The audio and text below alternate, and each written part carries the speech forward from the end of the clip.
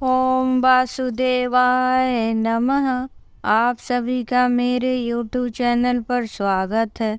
मैं आज आप सभी को नवरात्र में सुनी जाने वाली माता के 9 रूप में आज मैं जो छठे दिन सुनी जाती है, छठे रूप की उनकी पूजा होती है जिसे हम कात्यायनी देवी कहते हैं, उनके बारे में मैं आप लोगों को कथा सुनाती हूँ। कात्यायनी एक भव्य रूप में उनकी पूजा की जाती है, जो हम छठे दिन इनकी पूजा और उपासना करते हैं।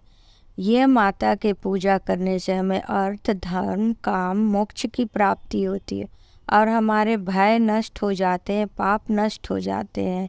माता कात्यायनी बड़े ही सौम्य स्वभाव की माता है और वो हमें हर प्रकार की सुरक्षा प्रदान करती है। माता कात्यायनी के जन्म के बारे में एक छोटी सी कथा है।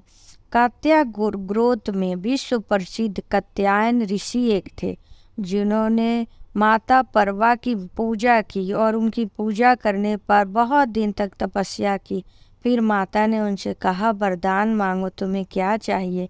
तब कात्यायन ऋषि ने कहा कि मुझे एक पुत्री चाहिए जो बड़ा ही पराक्रमी और बड़े ही बुद्धिमान और अच्छी हो। तब माता ने कहा, मैं स्वयं तुम्हारे यहाँ पुत्री के रूप में जन्म लूँगी।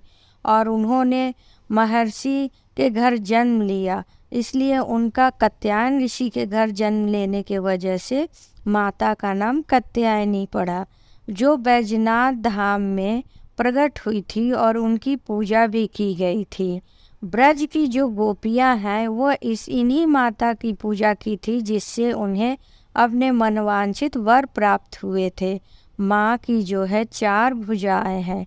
2 भुजाएं, पहले ऊपर की भुजाएं जो हमें अभय दान दे रही है, दूसरी भुजाएं जो है हमें वो मुद्रा में है। 2 भुजाएं जो है, एक में कमल है और एक में तलवार है। माँ 4 भुजा वाली है और सिंह पर सवारी करे। उनका मुख जो है बड़ा ही शांत है। इस प्रकार हम कात्यायनी माता की पूजा करते हैं। कात्यायनी माता की पूजा में एक सबसे बड़ी बात यह है कि जिन लड़कियों की अगर विवाह नहीं हो रही है या जिन लड़कों के भी नहीं हो, वो माँ कात्यायनी की पूजा अगर करती हैं मन से, तो उनकी शीघ्र ही विवाह होती है। इसलिए जो कन्याओं के विवाह में अड़चन है, वो माँ कात्यायनी की पूजा जरूर करें। हर प्रकार से विवाह में बाधाएं जो आती हैं वो टल जाती है। माता की पूजा हमें ब्रह्म मुहूर्त में उठ के सर्वप्रथम चौकी साफ करके, जैसे मैंने पिछले वीडियो में भी बताया है, हमें पंचोपचार से पूजा करनी चाहिए और माता को भोग लगाना चाहिए। माता के भोग में अगर हम शहद का भोग लगाते तो माता अत्यधिक प्रसन्न होती है, उन्हें शहद बहुत प्रिय है। फिर माता का हम कपूर से आरती करते हैं, फिर अगियारी भी करते हैं। कपूर से आरती करने के बाद हम शाम के समय भी माता की हम आरती करते हैं और उनकी पूजा करते हैं। और कात्यायनी माता को जो भी हम प्रसाद चढ़ाते, जो भी हमारे घर में विवाह योग्य या अड़ोस पड़ोस में भी विवाह योग्य कन्याएं हैं, उन्हें ये प्रसाद जरूर देनी चाहिए, क्योंकि कात्यायनी माता हर प्रकार की बाधा दूर करती हैं और हम हर प्रकार से रोग दोष ये सब हमारे घर से दूर होते हैं। और माता की पूजा करने से मैंने पहले भी बताया कि चारों चीज़ हमारी पूर्ण होती है। हमारे धर्म की रक्षा होती है, हमारे अर्थ की रक्षा होती है, कर्म की रक्षा होती है और हमारे मोक्ष भी प्राप्ति होती है।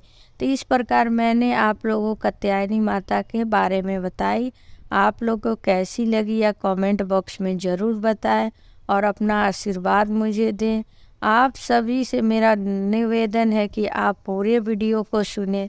मैं हर वीडियो में बताती हूँ कि हमें माता की हर समय हमें पूजा पाठ करनी चाहिए। अगर हम बैठ के पूजा समय दे के नहीं कर पा रहे हैं तो मनन करनी चाहिए। जैसे हम हर दिनचर्या का काम करते हैं कि हमें नहाना है, ऑफिस जाना है, हमें हर कार्य करना है, खाना है, पीना है, सोना है, वैसे ही क्या हम माता का 10 मिनट गुणगान नहीं सुन सकते हैं?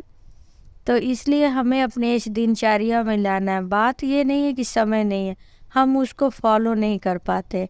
इसलिए आप लोग से निवेदन है कि आप कोई भी स्टोरी कभी भी, ये तो नवरात्रि में हम 9 दिन माता की कथा सुने, बहुत अच्छी बात, लेकिन दूसरे समय भी अगर हम माता की कथा ऑडियो में सुन रहे हैं तो कोई इसमें बुराई नहीं है, हम सुन सकते हैं। आप सभी को यह जानकारी कैसी लगी आप बताइए। ओम वासुदेवाय नमः।